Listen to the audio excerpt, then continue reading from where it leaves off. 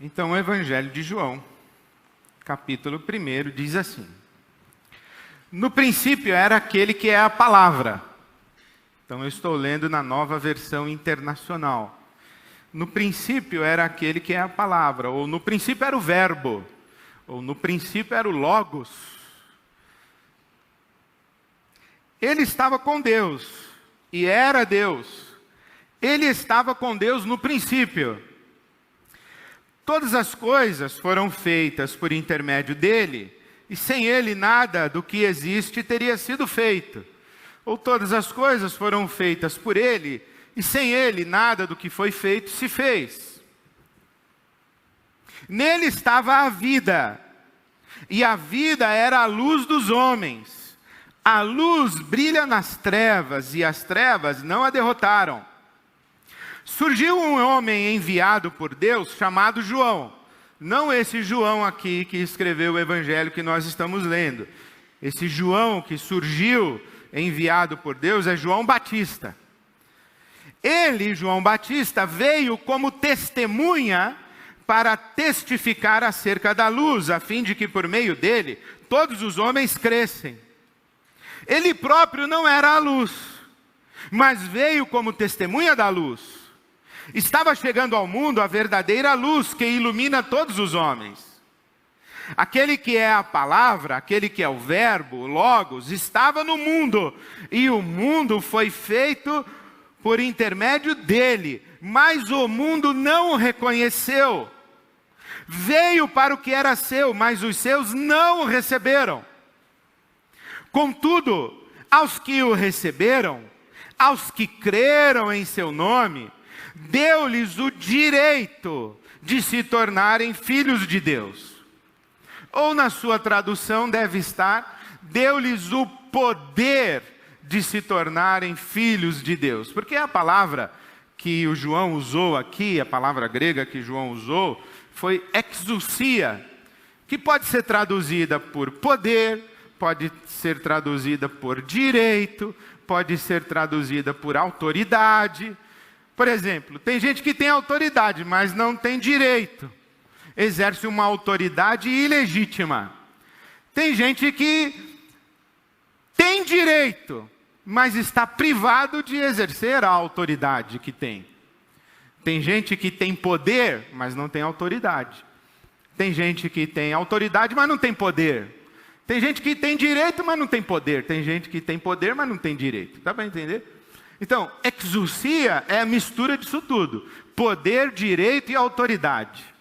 O que ele está falando aqui é que aqueles que creram em Jesus receberam exousia, se tornaram filhos de Deus, legítimos filhos de Deus, com a autoridade de filhos de Deus, com poder e capacitação para exercer essa autoridade de filhos de Deus. Quem são esses? Aqueles que creram em Jesus, aqueles que receberam a Jesus. E estes que creram em Jesus, diz o versículo 13, não nasceram por descendência natural, nem pela vontade da carne, isto é, não nasceram biologicamente, não é um nascimento da carne, do corpo, não é o nascimento biológico, nem da vontade de algum homem, mas nasceram de Deus. Aquele que é o verbo, que é o logos, que é a palavra, tornou-se carne. O verbo virou gente, o verbo virou carne. O verbo encarnou e viveu entre nós e habitou entre nós. A palavra aqui é muito interessante, ele montou a sua tenda no meio de nós, ele tabernaculou no meio de nós. O verbo virou gente, se fez carne, o verbo se fez carne e habitou entre nós. E vimos a sua glória, glória como do unigênito do Pai, o único gerado pelo Pai. Todos nós fomos criados pelo Pai. Jesus é o único gerado pelo Pai. O que é criado não é da mesma natureza de quem cria. O que é gerado é da mesma natureza de quem gera. Quando eu crio uma cadeira, ela não é da minha natureza da minha mesma natureza. Eu criei a cadeira, mas quando eu gerei um filho, o meu filho é da minha mesma natureza. Então aqui, olha, o Filho de Deus, da mesma natureza de Deus, vindo do Pai, cheio de graça e de verdade, foi Ele quem nos mostrou a glória do Pai. João, versículo 15, o Batista, João Batista dá testemunho dele. Dele quem? Do Filho unigênito. E exclama: este é aquele de quem eu falei. Aquele que vem depois de mim é superior a mim, porque já existia antes de mim. Todos recebemos da sua plenitude, graça sobre graça, pois a lei foi dada por intermédio de Moisés. A graça e a verdade vieram por intermédio de Jesus Cristo. Ninguém jamais viu a Deus, mas o Deus unigênito, o Deus Filho, o Deus que foi o único gerado, que está com o Pai, o tornou conhecido. Ninguém jamais viu a Deus, mas esse Verbo que estava no princípio com Deus, que era Deus e que criou todas as coisas e participou na criação de todas as coisas, e sem Ele nada do que existe existiria, esse Verbo, Logos, a palavra, que virou gente, fez Deus conhecido, porque Deus mesmo ninguém viu, mas o Filho fez com que nós o víssemos. Na verdade, Jesus disse isso: quem me viu a mim, viu o Pai. Porque eu e o Pai somos um, palavras de Jesus. Acredito que a chave para a gente entender esse primeiro parágrafo do Evangelho de João, e para a gente entender e experimentar o que essa palavra de Deus nos revela sobre Jesus, está aqui nos versículos 10 e 11. Jesus veio para o que era seu, mas os seus não o receberam. E por que não o receberam? Porque não o reconheceram. E por que não o reconheceram?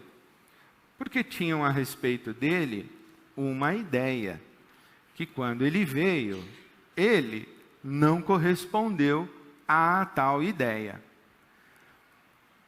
Quando Jesus chega, eles estão esperando Jesus.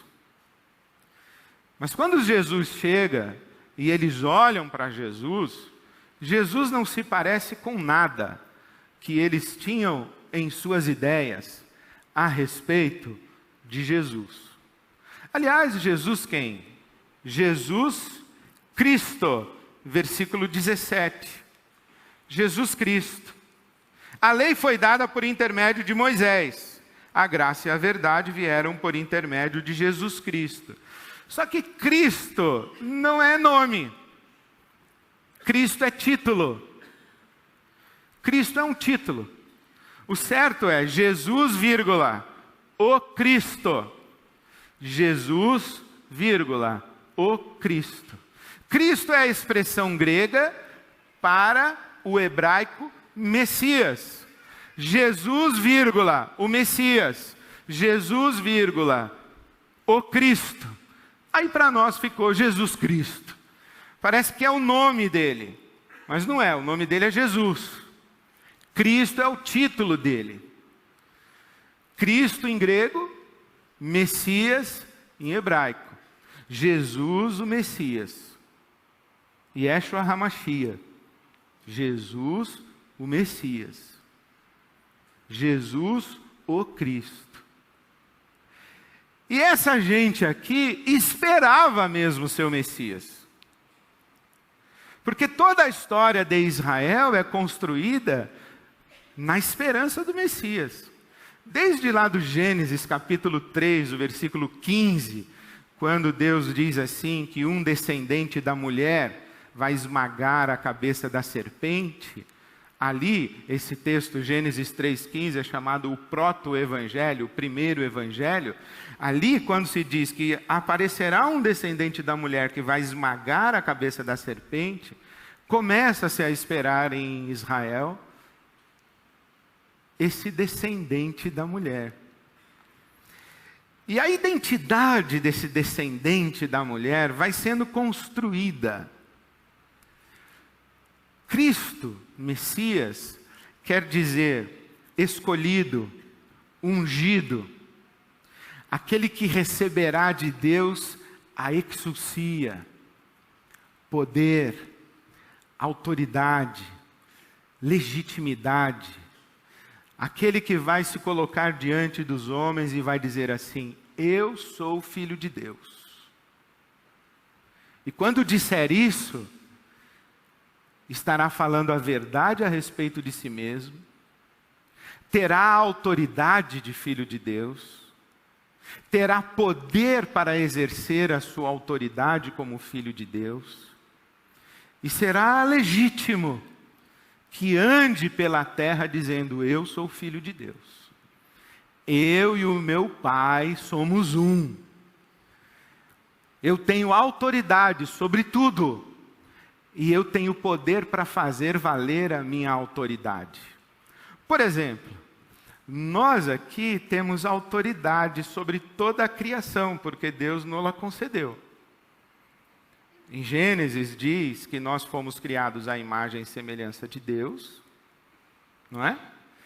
E Deus disse assim: olha, vocês aí dominem sobre as aves do céu, os peixes do mar, os animais terrestres, as bestas feras, as feras do campo, dominem sobre a terra. E nós vamos exercendo o nosso domínio sobre a terra. Mas o nosso domínio sobre a terra não é completo, não é total. Não é todo abrangente. Tem coisas no universo que não nos obedecem. E Jesus, quando ele chega dizendo: eu sou o Filho de Deus, eu tenho exousia nas mãos, eu tenho autoridade, legitimidade, tenho poder para fazer valer a minha autoridade. Quer ver? Chuva, para. Aí a chuva para. Mar, acalme-se. Aí o mar acalma-se. Morto, levante-se. E o morto levanta.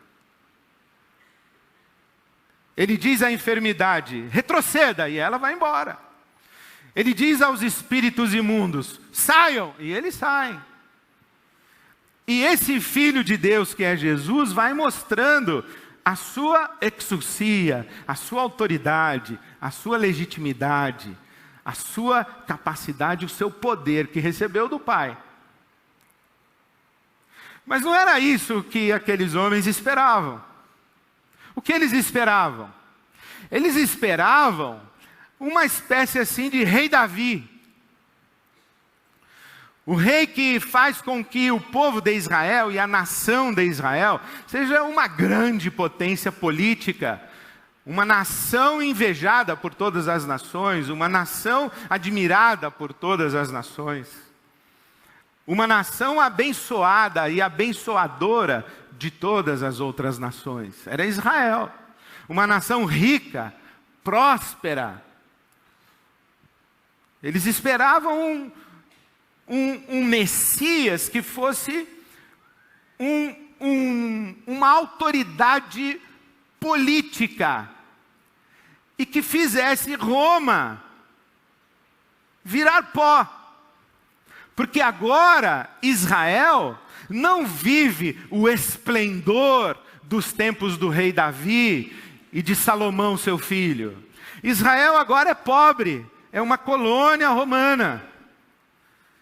Israel está ali vivendo dias de fome, de angústia, de uma outra escravidão, diferente daquela do Egito, mas é uma outra escravidão, porque tem uma potência estrangeira que manda em Israel.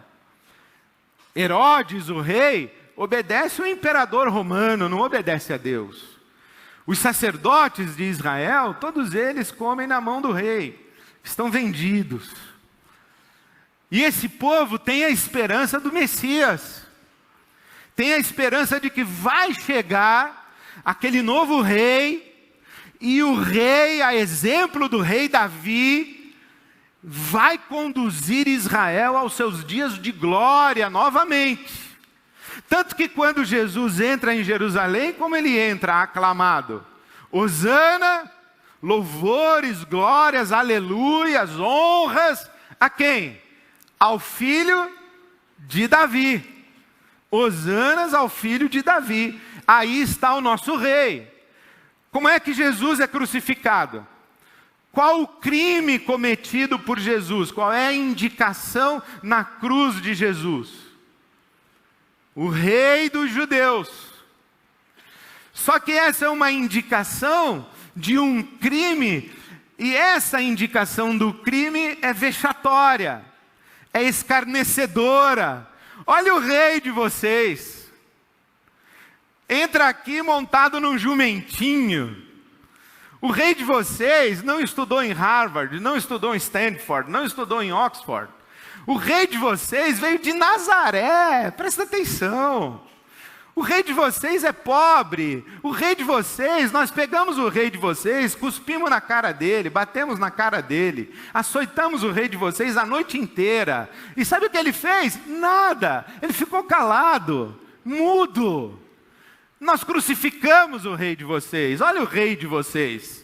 E o que aqueles homens então disseram? Não, ele não era nosso rei não, é fake, é falso.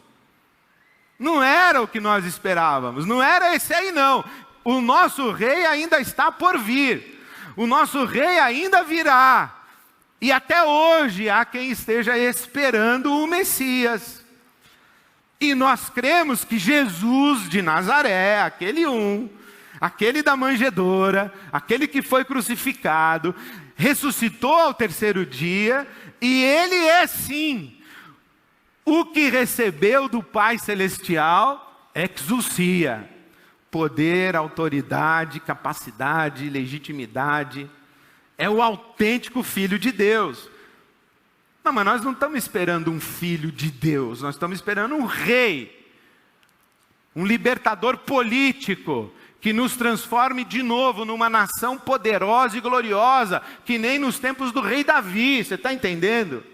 E quando olharam para Jesus, começaram a dizer, não, você não parece o rei que nós estamos esperando. Nós temos uma ideia do nosso Messias, e você não confere com a nossa ideia a respeito do nosso Messias. Você não combina, você é um fato que não corresponde às ideias. E quando o fato não corresponde às ideias, a gente joga fora o fato e fica com as ideias. E aí vem Jesus e diz o seguinte, tem um problema aí no paradigma de vocês. É que de fato, eu sou um fato que não corresponde às suas ideias. Mas o que está equivocado não sou eu, não é o fato. São as suas ideias que estão equivocadas. O que vocês pensam a respeito de mim é que não está certo. E Jesus passa praticamente o tempo todo esclarecendo aquele pessoal de que as ideias deles estavam erradas. Ei, você não pode curar no sábado. Pode sim, eu posso. Eu sou o Filho de Deus, eu tenho autoridade, eu tenho legitimidade, eu tenho poder, eu tenho tudo. Eu faço o que eu quiser porque eu recebi essa autoridade do meu Pai. Eu curo no sábado. Ei, você não pode deixar que as mulheres toquem em você em público. Posso sim, vocês têm uma ideia errada a respeito do que é uma mulher tocar alguém em público. Eu sou o Filho de Deus, eu posso me deixar tocar sim. Não há problema nenhum nisso. A ideia de vocês é que está errada.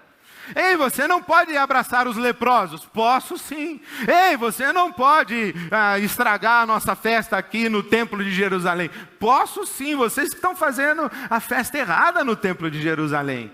Ou então, quando aqueles homens vêm para Jesus e eles estão furiosos com o que está acontecendo em Samaria, e eles falam, quer que chova fogo do céu, que nem no tempo do Elias, e Jesus fala, não, peraí, vocês não sabem de que espírito vocês são. Vocês estão equivocados a respeito do meu Pai. Vocês estão com ideias equivocadas a meu respeito. Por isso é que Jesus não foi recebido. Por que não foi recebido? Porque não foi reconhecido. E por que não foi reconhecido? Porque as ideias que aquele pessoal tinha a respeito de quem seria Jesus não corresponderam àquilo que Jesus revelou de si mesmo para eles.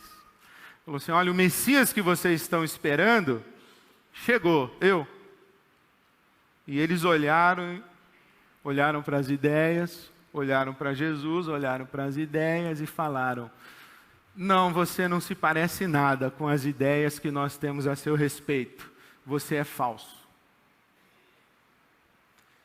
Por exemplo, quando Jesus está andando com os 2 discípulos no caminho de Emaús, Jesus já morreu, já ressuscitou, e 2 dos seus seguidores estão voltando para casa. Abandonaram a sua esperança no Messias.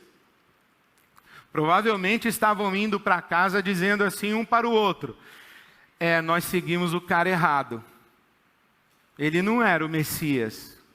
Nós largamos tudo para segui-lo e agora a gente chega a essa triste conclusão de que ele não era o Messias. Vamos voltar para casa e esperar o Messias verdadeiro, porque esse aí não era. Morreu, já está sepultado.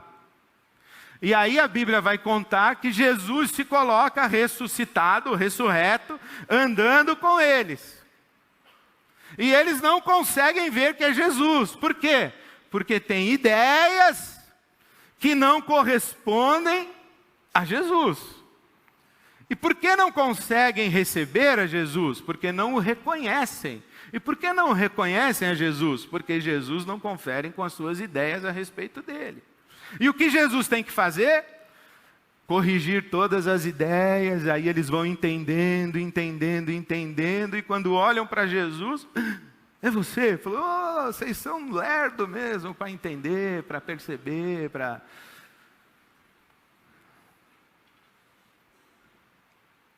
Por que Jesus não foi aceito? Porque não foi reconhecido. Por que não foi reconhecido? Porque as ideias que tinham a respeito dele não combinaram com ele. Esperavam um líder político e veio o Verbo que se fez carne para habitar entre nós. E quando Jesus ainda falou: eu e o Pai somos um, na verdade eu não sou um rei de Israel, eu sou rei de todas as nações. Eu sou rei de todo o universo. Na verdade eu não sou rei de Israel, eu criei tudo que existe. Eu sou Deus em carne e osso. Aí não dá mesmo, é blasfêmia. Você é falso mesmo. Não dá para acreditar em você. O que penso é que Jesus não apenas corrige as ideias que aqueles homens tinham a respeito do Messias. O que penso é que Jesus, passados 2000 anos, vem corrigir também as nossas ideias a respeito de Deus.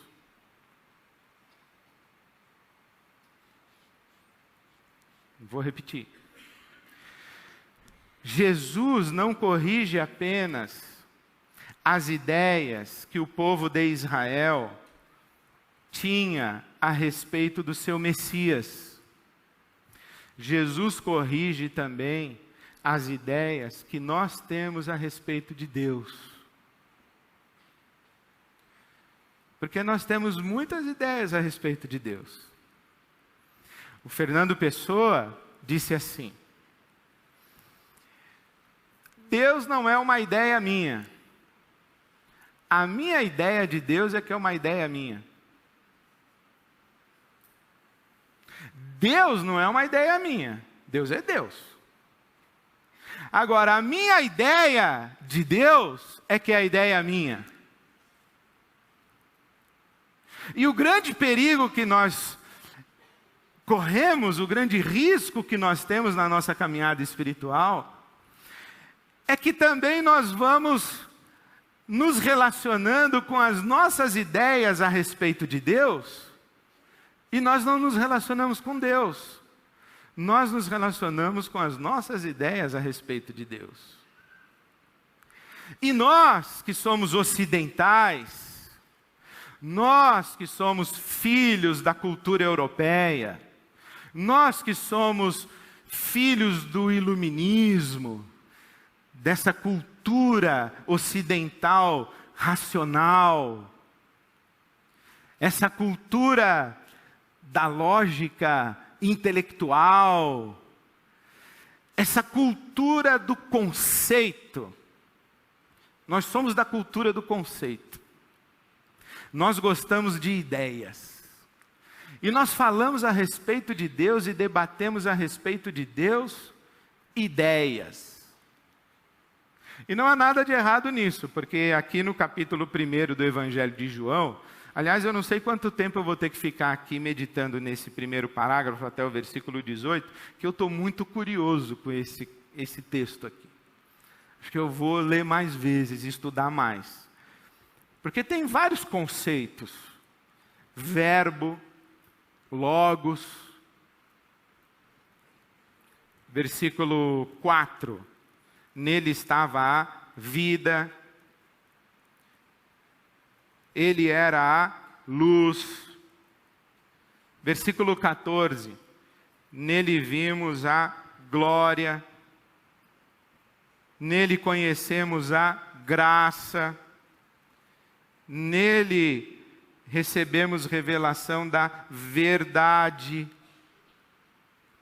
Aí imagine que eu falo para você assim: Jesus é a glória, Jesus é a graça, Jesus é a vida, Jesus é a luz, Jesus é a verdade. Conceitos e ideias. Nós estamos aqui no mundo das ideias. Mas é muito interessante que eu acho que não apenas Jesus corrige a nossa ideia a respeito de Deus ou as nossas ideias, mas Ele corrige também o jeito de nós nos relacionarmos com Deus.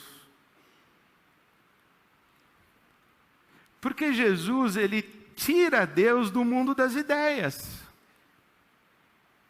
E Ele coloca Deus no mundo de carne e osso, no mundo onde existe um Deus que diz: eu tenho fome, eu tenho sede, eu estou cansado. E Jesus é um Deus que contraria as nossas ideias a respeito de Deus. Deus é onipotente, onisciente, onipresente, tá certo? Onipotente porque pode tudo. Não há nada que Deus não possa. Onipresente porque está em todo lugar. E onisciente porque sabe tudo. Mas Jesus não. Jesus não é onipresente, porque quando ele está em Cafarnaum, ele não está em Jericó. Ele está em Cafarnaum. Quando ele vai para Belém, ele não está em Nazaré. Ele está em Belém. Quando perguntam para ele, quando é o último dia do juízo final? Ele fala, não sei não, quem sabe é o meu Pai que está no céu. Fala, então Jesus é um Deus que não é onisciente. Jesus é um Deus que não é onipresente. E pior, e quando ele não consegue fazer os milagres lá em Nazaré? E que vai dizer que Deus não tem honra o profeta não tem honra na sua própria casa. Ô Jesus, você não é Deus? Faz uns milagres aí. Falou, aqui não deu. Não consegui. Falou, mas você não é onipotente? Falou, olha aí como você está se relacionando com as ideias. Por que você não para de se relacionar com as ideias e se relaciona com Jesus?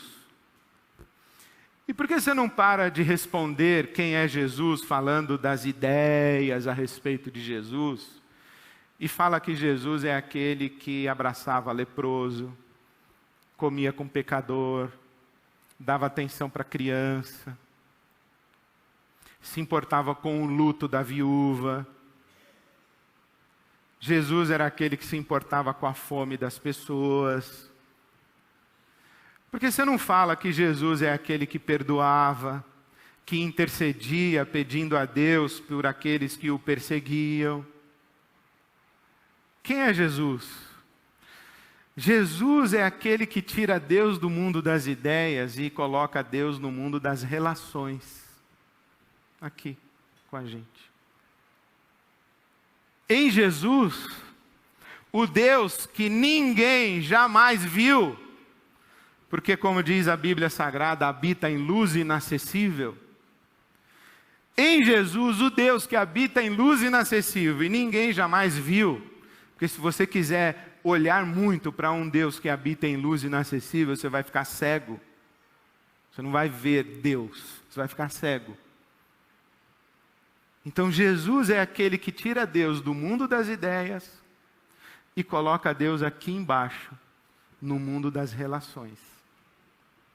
Porque a religião do mundo das ideias faz a gente ficar louco. Por isso que eu acho que tem muito crente louco. É porque vive no mundo das ideias, não vive no mundo das relações. Ontem eu tive uma experiência muito interessante que contei para minha esposa e falei assim, sabe, a religião das ideias deixa a gente louco. Quase fiquei louco hoje. Mas eu lembrei de um fato que eu vivi com os meus 18, 19 anos, porque com 18, 19 anos eu estava estudando aqui na Faculdade Teológica Batista de São Paulo. Foi onde eu estudei, onde eu fiz o meu seminário. E eu ia embora para Santos toda sexta-feira. Acabava a aula 15 para as 11, eu saía correndo para pegar o ônibus na Cardoso de Almeida, descia na estação do metrô Ana Rosa, pegava o metrô até o Jabaquara, para tentar pegar o último ônibus antes da meia-noite, porque depois da meia-noite era só de hora em hora, até meia-noite era de 5 em 5 minutos ou 10 em 10 minutos. E eu lembro que eu cheguei um dia, 5 para meia-noite, acho que era o último ônibus. Pá, cheguei, na hora que eu fui comprar a passagem, veio uma senhora com a criança no colo. Aí só tinha passagem ou para ela ou para mim. Aí eu falei, pode ir senhora, não tem problema, eu espero aqui. Eu era bonzinho. Aí fiquei lá sentado na plataforma do Jabaquara, esperando 1 hora o outro ônibus para ir embora para Santos. E aí eu fiquei sentado lá, estava estudando teologia, né? Fiquei pensando assim, e se esse ônibus aí da meia-noite era o que o Deus queria que eu pegasse, porque o da 1 hora da manhã vai cair na serra, na ribanceira. Fiquei pensando. E aí, fiquei pensando, Deus falando com o anjo. Deus dando a bronca no anjo, o anjo fala assim, fiz minha parte, Senhor, fiz ele chegar antes da véia. Chegou primeiro no guichê. Aí foi lá e deu a passagem para a mulher. Aí eu fiz minha parte. Aí eu pensei, não, acho que é isso. O que vai cair na ribanceira é o da meia-noite. E Deus fez eu dar minha passagem para essa senhora, para ela cair, não eu. Porque eu sou filho de Deus. Sou filho de Deus. Aí você fica louco. Você não apenas fica louco, mas você fica malvado, malvada. Por quê? Porque você se relaciona com Deus no mundo das ideias, mas Deus está no mundo das relações. No mundo das ideias a gente tem muitas perguntas, no mundo das relações a gente praticamente sempre sabe o que fazer. Quando você chegar na frente de uma senhora com uma criança no colo, a passagem é dela, não é sua. É assim. Isso chama ética. Isso chama, no mínimo, educação, ou generosidade, ou sei lá o que chama. Chama seguir a Jesus e dar preferência ao outro. Chama seguir a Jesus e não ser egoísta, coisa que eu era legal com 18 anos. Depois cresci e aprendi que o mundo é cão mesmo, aí fiquei pior. Mas naquela época, eu seguia Jesus direitinho no meu primeiro amor. Não estava tão preocupado com a metafísica, com as ideias.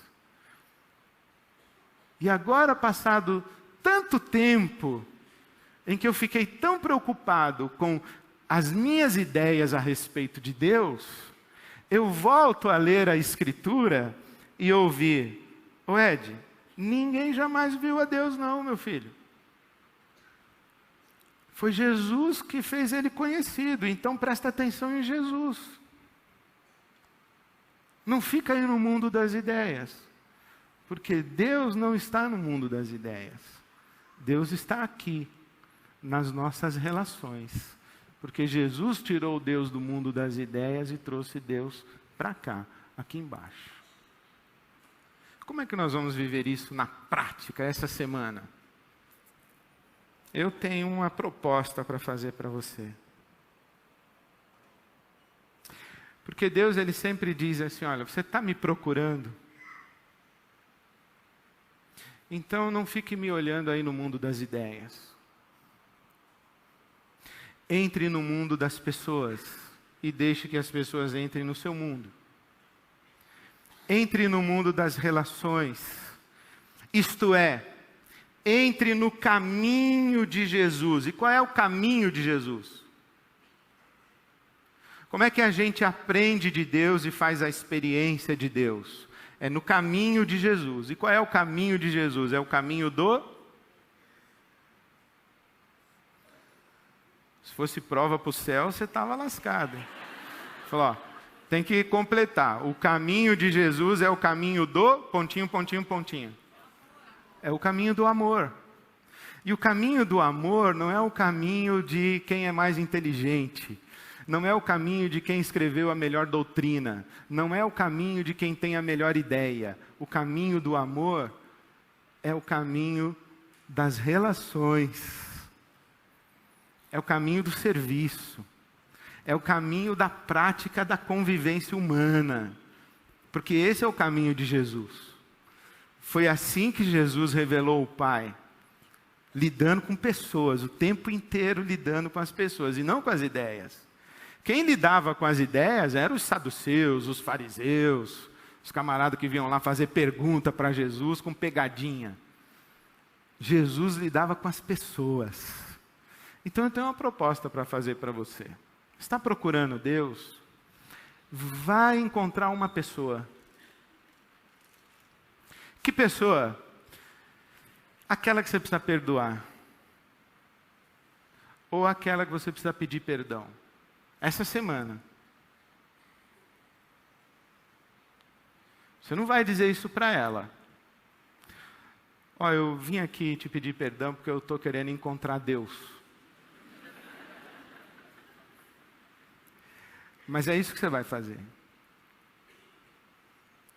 Eu aprendi na Bíblia, com Jesus, que a gente encontra Deus indo amar as pessoas. E deixando que as pessoas nos amem. Então eu queria fazer esse desafio para você. Essa semana, você dá um passo de amor na direção de alguém. E esse passo de amor na direção de alguém, pode ser você fazer uma doação. Mas não é pegar um monte de agasalho lá na sua casa e mandar aqui para a igreja. É pegar um agasalho e entregar para uma pessoa. Mas geralmente esse passo de amor na direção das pessoas tem a ver com perdão. Você diz, de novo, Ed. De novo. Você não está querendo encontrar Deus? Você não está querendo perguntar para Jesus onde está Deus na sua vida? Onde é que Deus vai aparecer? Epifania? Então, é quando você der passos de amor na direção das pessoas. Porque enquanto você quiser encontrar Deus no mundo das ideias, não vai dar certo. Dê passos de amor na direção das pessoas. Jesus tirou Deus do mundo das ideias e pôs Ele aqui, no mundo dos afetos e do amor. O caminho de Jesus é o caminho do amor. Vamos ficar em pé, e se você quiser vir aqui à frente, nós vamos celebrar. Você venha, celebre aqui na frente, e depois a gente ora junto, tá bom?